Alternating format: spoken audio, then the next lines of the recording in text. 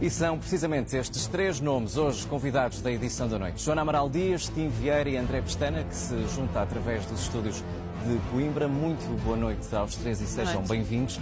Joana Amaral Dias, na corrida ao Parlamento Europeu, disse que queria denunciar lobbies e negociatas daqueles que se comportam como os donos disto tudo. Na corrida a Belém, o combate à corrupção vai ser uma das suas bandeiras?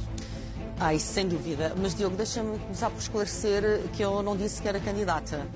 Portanto, o ADN lançou... Terá uma intenção, não é? O ADN lançou-me este repto antes das festas, antes do Natal, e eu fiquei de refletir, coisa que ainda estou a fazer, estou a ponderar.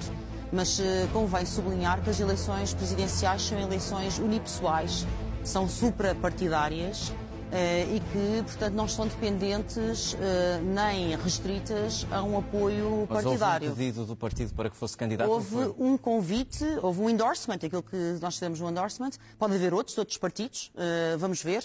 Seja como for, o cargo de Presidente da República é um cargo que, como chefe de Estado, obriga a que qualquer candidatura seja ponderada com a mesma gravitas e com a mesma parcimónia. Para aceitar? Não estou inclinada nem deixo de estar.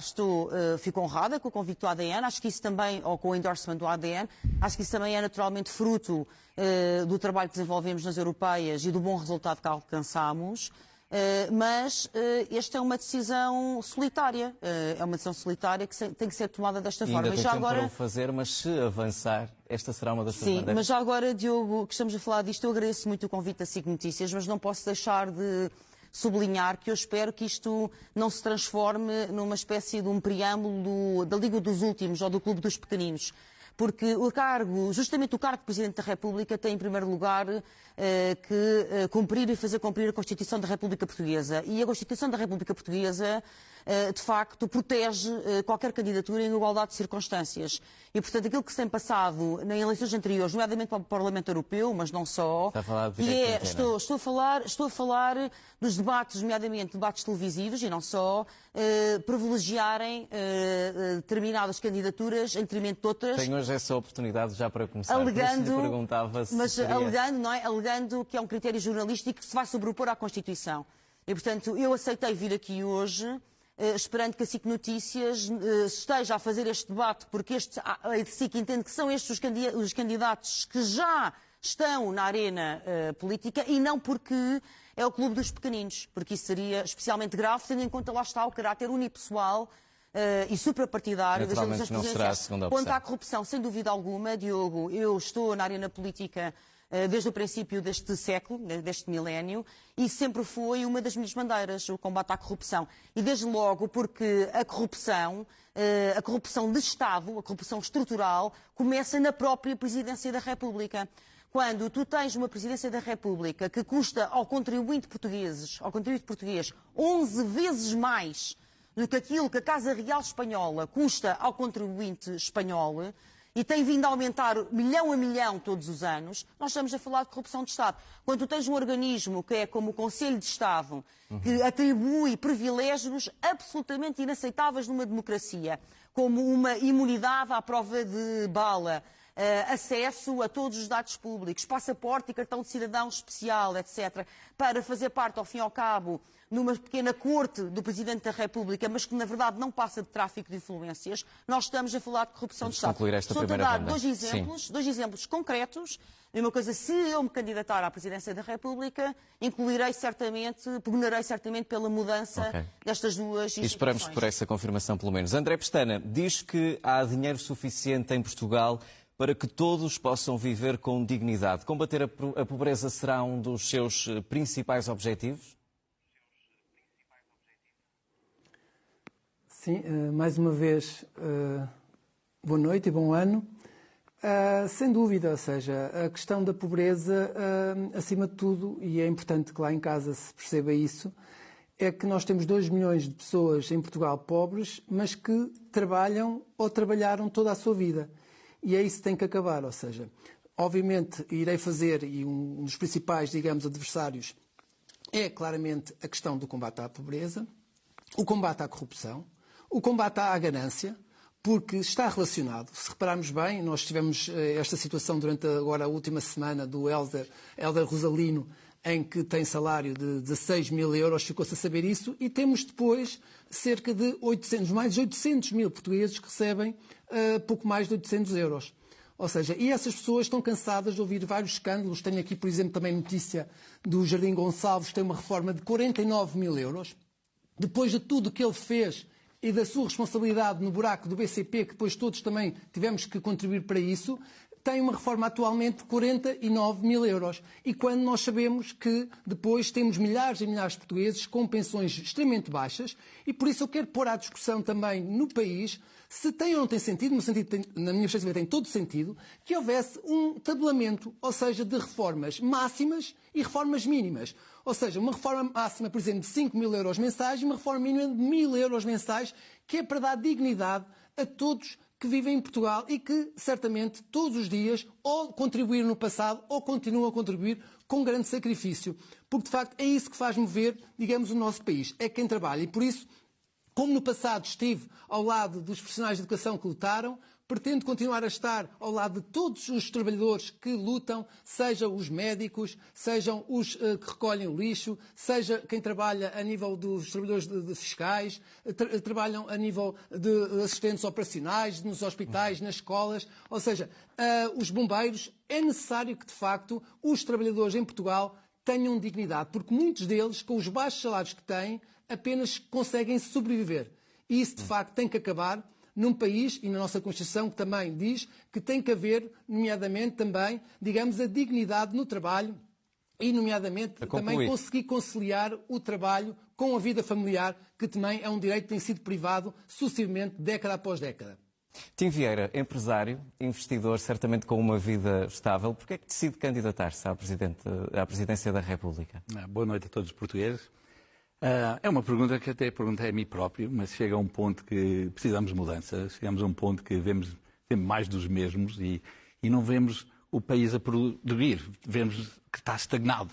Vemos um país que fala de medo, não de esperança, vemos um país que não executa, mas que estamos sempre a ter políticos e governos a partirem as promessas, e vemos um partido que estamos a ficar pior na saúde, na educação, a corrupção, não estamos com um plano para a imigração, não temos um... Mas já elaborou um plano de prioridades? Não, é que eu já sou candidato, então já estive a pensar muito, já estive a pensar como é que vamos fazer essa diferença, como é que vamos usar os talentos dos portugueses, como é que vamos usar a nossa cultura, a diáspora. Alguns exemplos possa dar? Os exemplos é que temos que mesmo começar a pôr os portugueses em primeiro lugar. E é por isso que eu sou independente, é por isso que eu estou a correr não vai querer apoio de sem lobbies.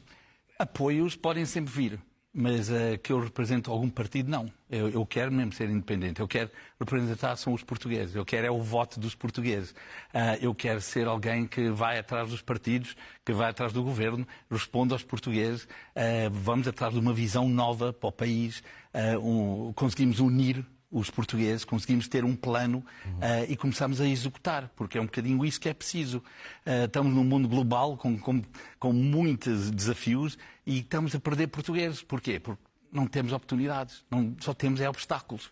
E eu acho que é isso que a gente tem que começar a ter. Não só os jovens, mas todos precisam disso. E precisamos de ir atrás disso. Planos para a habitação, exatamente, certo, mas precisamos de avançar. Joana Amaral Dias, salvaguardando sempre o que nos disse hoje, que ainda não decidiu se será candidato ou não, vamos a alguns exemplos. E olhando para a eleição deste governo da AD e a forma como ficou preenchido o Parlamento, como é que, se fosse Presidente da República, teria agido perante um eventual chumbo do orçamento? Eu gostaria muito que o orçamento tivesse sido chumbado. Porque desde logo este orçamento tem uma despesa, contempla uma despesa excepcional, a rúbrica de despesas excepcionais, de 13 mil milhões de euros, 10% do total, 10%. Ou seja, 10% do nosso orçamento de Estado, que equivale para aí a 20 hospitais, a um novo aeroporto, dava para aumentar as reformas dos nossos pensionistas que vivem tão mal e reformados em centenas de euros. 10% do nosso orçamento é um verdadeiro saco azul. É dinheiro que são prebendas distribuídas pelas empresas dos amigos, sem qualquer escrutínio, sem qualquer controle, sem qualquer utilidade social, sem qualquer transparência. As despesas excepcionais no Orçamento de Estado deviam limitar-se a 2% no máximo. Mas não, funciona de facto como este gigante tal saco azul para ofertas às empresas falidas, à banca tóxica, por aí fora. Mas contribuir para o chumbo não ia criar instabilidade. Ora bem, curiosamente, Diogo, é que todos os partidos na Assembleia da República, todos, desde o Chega ao Bloco de Esquerda, levantaram suas questões relativamente ao Orçamento de Estado, mas sobre este saco azul ninguém levantou grimpa, ninguém ousou dizer uma única palavra.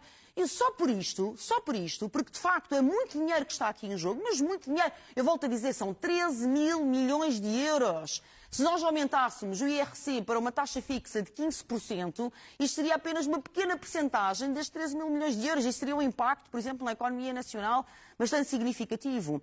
Mas iria adotar uma postura de tentativa de não criar instabilidade? Diogo, desculpa, aquilo que provoca instabilidade no país é, de facto, a pobreza. Aquilo que provoca instabilidade no país é o cavar das desigualdades sociais. Aquilo que provoca instabilidade no país são baixíssimos salários para pessoas que, de facto, trabalham de sol a sol e que muitas vezes têm que acumular 2 a 3 empregos. Aquilo que provoca instabilidade no país é a sensação das pessoas, sensação alicerçada em factos reais, que, efetivamente, os ricos são cada vez mais ricos e os pobres são cada vez mais pobres. Se há um orçamento que é injusto, se há um orçamento que, efetivamente, vai proteger a corrupção, se há um orçamento que não contribui para a paz... Estas rúbricas, Diogo, esta rúbrica de 13 mil milhões de euros, eu concluo, é a segunda maior despesa logo a seguir à saúde.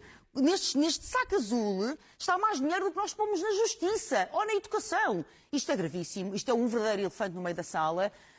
E ainda bem que Marcelo Rebelo de Sousa está a terminar o seu mandato, porque ele de facto, esteve em conluio sempre com esta situação, e o próximo Presidente da República tem que, efetivamente, terminar de imediato com esta promiscuidade e com esta obscenidade. André Pestana, os partidos estão a saber lidar com esta nova configuração do Parlamento, onde há uma clara ascensão da extrema-direita? Bem, acima de tudo, o que está a surgir, além do perigo da extrema-direita, e isso, obviamente, nomeadamente pela falta de tolerância, com a subjetiva, por exemplo, também negacionista relativamente às alterações climáticas, que é muito perigoso para o futuro e para o presente do nosso país, que é assumidamente um dos países que será mais afetado pelas alterações climáticas, já está a ser. Mas, acima de tudo, e como há bocado referido do Orçamento de Estado, é importante que as pessoas saibam. Uma notícia de agora de dezembro revela que os bancos em Portugal nunca ganharam tanto do que em 2024. Para ter uma ideia, os bancos estão a ter um lucro diário de 13 milhões de euros. 13 milhões de euros. E o que acontece é que o Governo optou no Orçamento de Estado de perdoar, através do IRC, mais impostos aos bancos. Estes que estão a ter lucros recordes, e lá em casa todos saberão porquê, porque depois as famílias estão a ser sugadas, miusfradas para pagar o crédito à habitação, porque depois todos nós pagamos as comissões e as taxas parasitárias aos bancos e quando há 15 anos houve a crise, todos socializámos o prejuízo deles. Mas agora que estão a dar lucros, não estão a ser socializados esses lucros. E é por isso é que temos o problema na saúde, que todos os dias recebemos notícias alarmantes do que está a acontecer na saúde. Podíamos falar da situação também da escola pública, que apesar de algumas conquistas fruto da luta dos profissionais de educação, ainda continua a haver muitas injustiças, tem que haver muita melhoria, nomeadamente dos que foram esquecidos, os assistentes operacionais, os assistentes técnicos, os técnicos superiores, muitos professores também que continuam menos deslocados a receberem menos do que antes com o tal apoio à deslocação, e é por isso que as pessoas lá em casa têm que perceber. Há, de facto, capacidade de nós termos serviços públicos dignos para todos. André Pestana, perguntava-lhe sobre a ascensão da extrema-direita, seja na saúde, na educação, nos transportes, para depois melhor, digamos, servir as populações. Peço desculpa? Eu questionava-o sobre a ascensão da extrema-direita, se está preocupado e se os partidos estão a saber lidar com isso. Claro, ou seja, se reparar bem, também a extrema-direita, à medida que se aproxima do poder, obviamente tenta, nomeadamente relativamente aos serviços públicos, fazer com que muitos desses serviços sejam, aos poucos e poucos, canalizados para aumentar os lucros dos setores privados, e nesse sentido preocupa-nos, como também nos preocupa o que normalmente a extrema-direita está associada desde a perda de liberdades, de direitos civis, etc, etc. Nesse sentido, acho que todos nós temos de estar preocupados e, como eu referi, acho que não estamos a conseguir lidar com isso, porque de facto continua a haver problemas gravíssimos, como eu referi, que com falta de alternativa, as pessoas desesperadas pensam que, infelizmente, a extrema-direita é uma alternativa e por isso é que não temos conseguido lidar com isso, porque não tem surgido uma alternativa que, de facto, não venha com, digamos, o que aconteceu no século passado com o desfecho trágico que todos conhecemos. Não é por aí, não é com intolerância, não é colocando uns contra os outros que nós iremos ter uma solução. E, ainda por cima, Portugal, que é um país que temos tantos milhões de familiares a trabalhar lá fora e que sabemos bem que muitas vezes também esses não foram tão bem recebidos e por isso também devemos saber, digamos, receber como também os nossos, quando estão lá fora. Sim. Mais de 4 milhões de portugueses estão a viver fora de Portugal. Tim Vieira, na sequência desta pergunta, perguntava-lhe também se acha, na sua opinião, que o país está educado e blindado para os extremismos e não apenas focando na extrema-direita. Eu quero dizer que qualquer pessoa que vota neste país agora não está a ter uma ideia, está a transmitir alguma coisa para o país. Agora, não sou eu que estou aqui a dizer que alguém que votou para a direita ou para a esquerda está errado. O que temos que fazer é trabalhar para todos os portugueses. Se não estivermos a fazer isso, não estamos a conseguir fazer as promessas que estamos a querer ter para os portugueses. Então, isto aqui não é de direita, não é de esquerda, é começarmos a cumprir, a executar as promessas que estamos a fazer, em termos não é, quando temos 20% das pessoas a votar no partido exemplo, como é que falou olha, ali do Chega. Recentemente tem-se falado muito de segurança e de criminalidade, tentando alguns partidos fazer uma associação direta sem que exista provas concretas sobre isso. Como é que analisa o desenvolvimento e a discussão destes temas em conjunto? Eu acho que a segurança, não é? Às vezes não podemos ver, se calhar, os números, mas conseguimos ouvir e ver e começamos a pensar que, afinal, o país não está tão seguro como se calhar estava uns anos atrás. Vemos nos rankings, estávamos a 5º país mais seguro e hoje estamos a 7º. Então, eu acho que quando começa a haver fumo, há razões.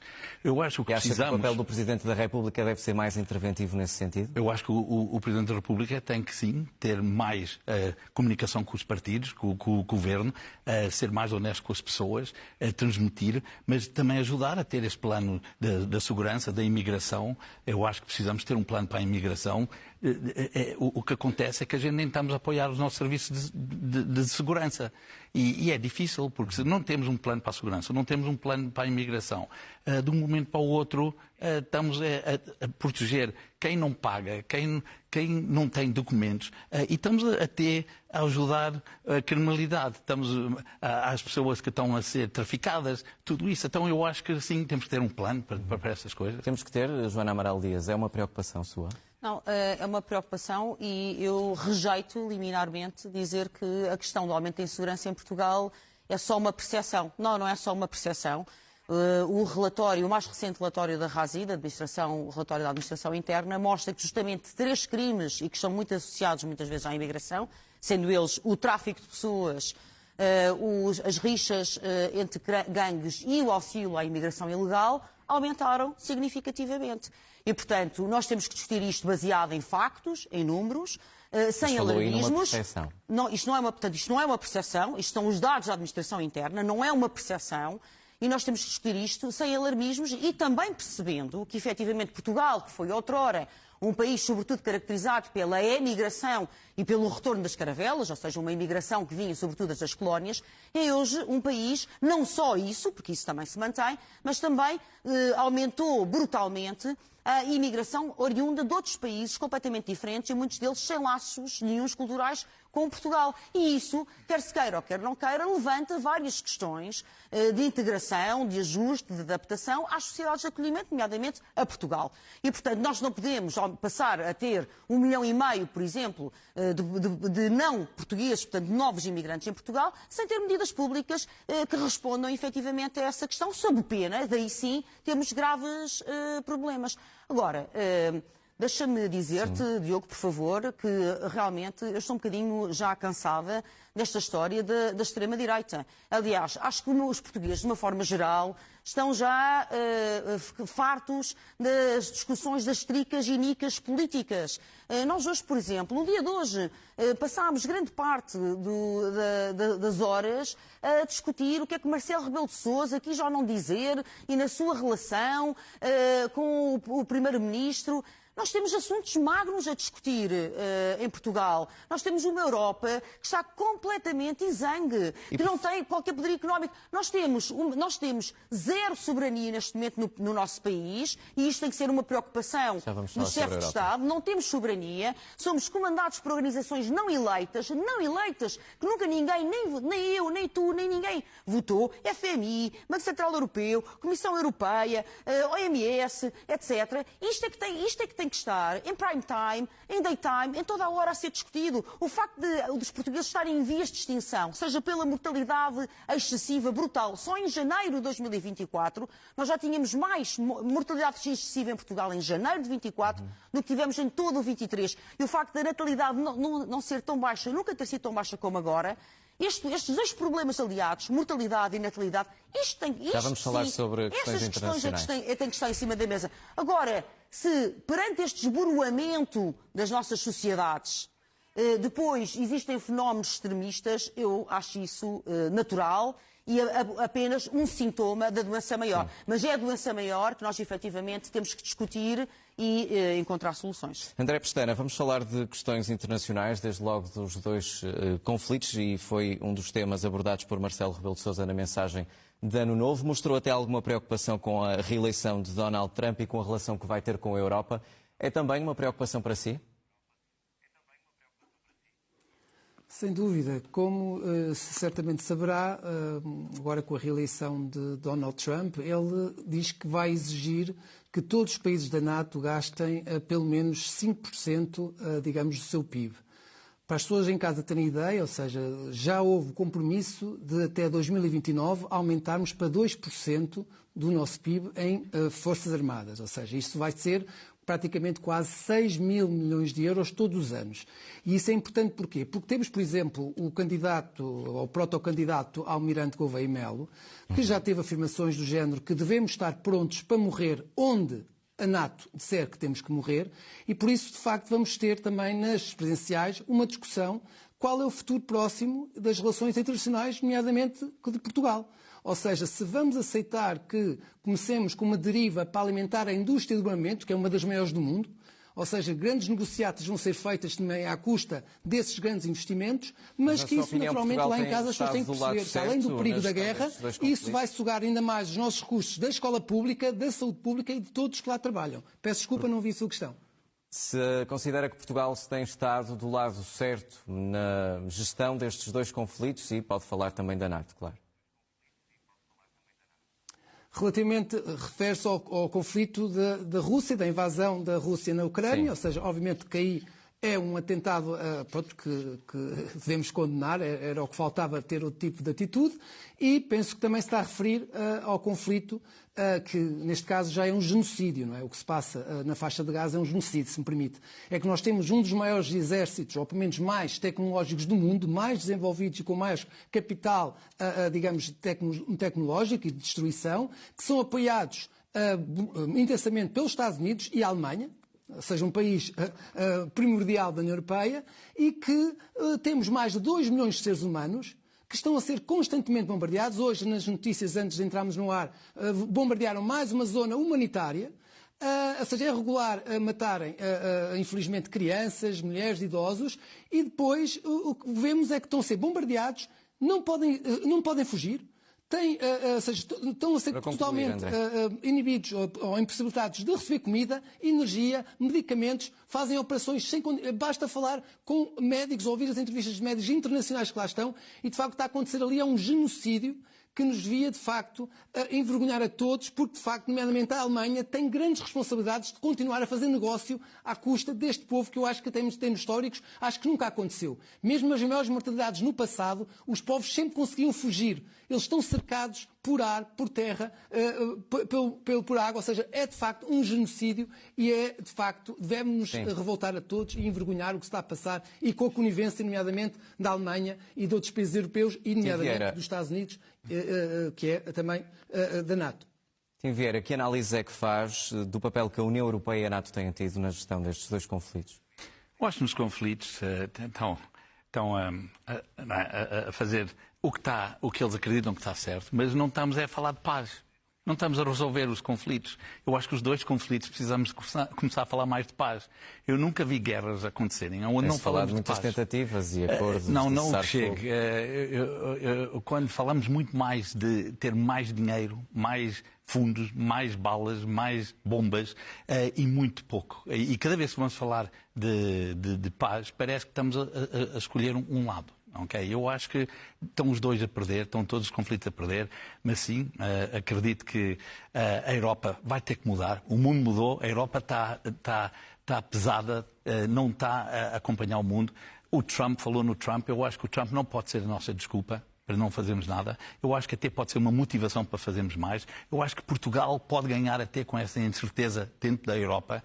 Precisamos de atrair mais investimento para cá. Sim, temos poderes soberanos, poucos. Mas até, também há outros países dentro da União Europeia que conseguem fazer e atrair investimentos, abaixar impostos e estarem a ter um futuro onde nós estamos a cair nos rankings e temos países europeus a passarmos nos rankings. Então, eu acho que temos que mudar a nossa ideia, temos que mudar a nossa visão e usar o Trump e tudo isso para andar para a frente. Tivemos o report do Draghi e eu acho que já está numa gaveta. E ele explicou que é urgente, temos que começar a fazer as mudanças. Não estamos a criar riqueza, não estamos a construir oportunidades, não estamos a fazer nada disso. Então, se continuarmos desta maneira, em 2006 temos o mesmo PIB que tinham os Estados Unidos e hoje temos 50% menos. Vamos entrar numa última ronda, eu peço que sejam sucintos. Joana Amaral Dias, partilha da ideia de que as pessoas estão fartas dos políticos e como é que vê a possível, ainda não confirmada, candidatura de Gouveia Melo? Bom, eu tenho tido uma postura muito crítica em relação ao Gouveia Melo. Em primeiro lugar, porque o seu passado na Marinha não augura nada de bom. Gouveia Melo na Marinha tentou, de facto, mover intrigas contra colegas seus, acabou, nomeadamente, com processos em tribunal e, inclusivamente, teve que lavrar pedidos de desculpa por ter acusado colegas seus injustamente de corrupção. Portanto, então, nada tem a ver com a posição militar. Lavrar pedidos de desculpas, ou seja, em tribunal. Estamos a falar do sistema judicial. Ou seja, é alguém que usou a farda de uma forma contrária à cultura castrense, quando estava na Marinha, depois usou a farda para se promover. Eu devo dizer que aquilo que o Almirante Gouveia Melo fez em termos da distribuição das inoculações Covid não é nada de extraordinário. Estamos a falar de uma operação logística relativamente simples. Qualquer empresa de entregas faria semelhante mas que ainda por cima se vem vangloriar a dizer que não era qualquer militar. Mas além disso, é alguém que faz parte, Diogo, desta retórica, desta escalada belicista que nos quer empurrar todos para a Terceira Guerra Mundial e que eu rejeito liminarmente e que, efetivamente, perante conflitos onde estão envolvidas 3 ou 4 das maiores potências nucleares do mundo, nós temos que, efetivamente, pugnar pela paz e não para mandar para lá os nossos filhos para voltarem todos fechados em caixões. André Pestana, a sua opinião sobre a possível candidatura de Gouveia Melo? Bem, é uma candidatura que irá claramente, digamos, potenciar ainda mais um discurso belicista, que poderá levar o nosso país para uma guerra com desfecho, digamos, sempre imprevisível, não é? Como se costuma dizer, uma guerra sabemos como começa, pois nunca sabemos como é que acaba, mas acima de tudo eu espero que as pessoas entendam é que na perspectiva da minha candidatura é que a guerra que nós temos de fazer não é uma guerra contra outros povos e para servir interesses alheios a quem vive em Portugal. A guerra que nós queremos fazer com a minha candidatura é a guerra aos baixos salários, à corrupção, à ganância, à destruição dos serviços públicos e à dignidade de quem trabalha, seja do setor público e do setor privado. Porque, de facto, em Portugal há muita gente que dá o seu melhor diariamente, mas que continua a ter salários que não nos permite viver a si e à sua família com dignidade. Vieira, e, obviamente, esta candidatura é para dar voz, digamos, a esses trabalhadores que, de facto, têm estado esquecidos e que, com esta candidatura, vão ter, digamos, uma candidatura que lhes vai dar voz e que lhes vai dar a força que necessitam Vieira, como é que vê a para também serem projetados na sociedade.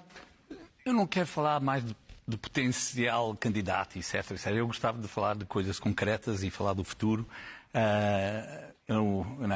Até aqui podemos estar a falar, se calhar era mais no Marcelo, num presidente que existiu, ontem falou, fez o discurso e parecia quase um discurso de tomada de posse, a falar do que havíamos de fazer e o que quer fazer, mas chegámos a um ponto onde no fim não fez nada daquilo e está a falar 9 anos para trás que não fez o que... É isso que eu não queria, é isso que eu não quero do próximo candidato. Eu quero um candidato que sim vai ser independente, que vai não ser lembrado se calhar por selfies, gêmeas, comentários que não havia de estar a ser feito.